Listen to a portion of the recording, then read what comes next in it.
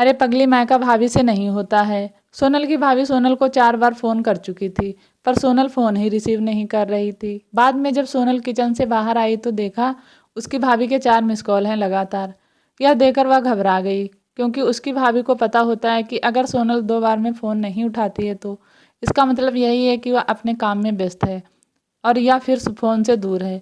अब सोनल का मन घबरा रहा था, क्योंकि भाभी के 4 फ़ोन लगातार आने से उसे टेंशन हो गई थी, क्योंकि सोनल की मम्मी की तबीयत इन दिनों ठीक नहीं चल रही थी।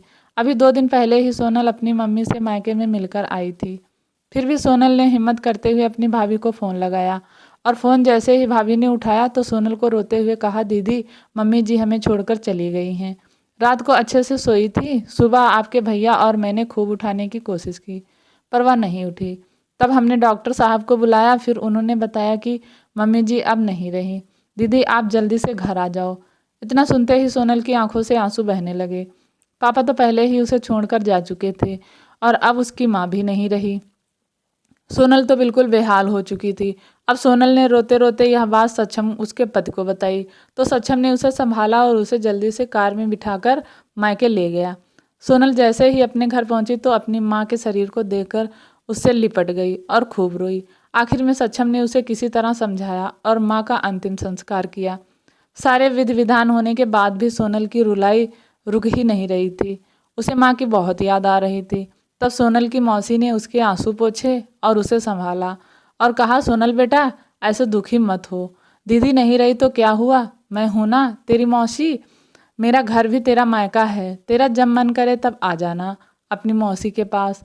वैसे कहते भी तो हैं ना, मौसी मतलब माँ जैसी।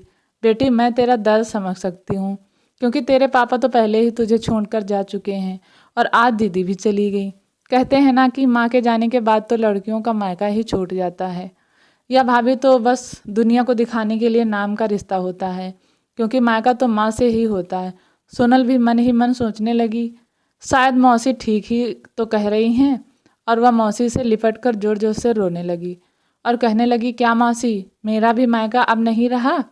तभी सोनल की भाभी दूर बैठी दोनों की बातें सुन रही थी। पहले तो भाभी ने सोनल को चुप कराया और फिर उसे दिलासा दी। फिर भाभी ने मौसी से कहा कि मौसी जी आपने ऐसे कैसे कह दिया कि मायका केवल माँ से ही होता है। मैं मानती हूँ कि माँ का स्थान कोई नहीं ले सकता, लेकिन अभी दीदी के भैया भाभी जिंदा हैं और जब तक हम हैं दीदी का मायका हमेशा बना रहेगा।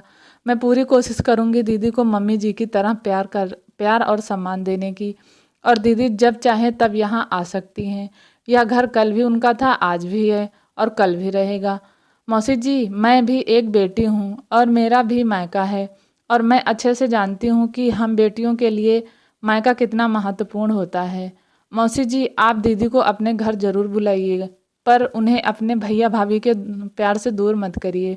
तभी मौसी ने कहा, बहू आज के ज़माने में तेरी जैसी सोच रखने वाली भाभी बहुत कम मिलती हैं, मुझे माफ़ कर दे।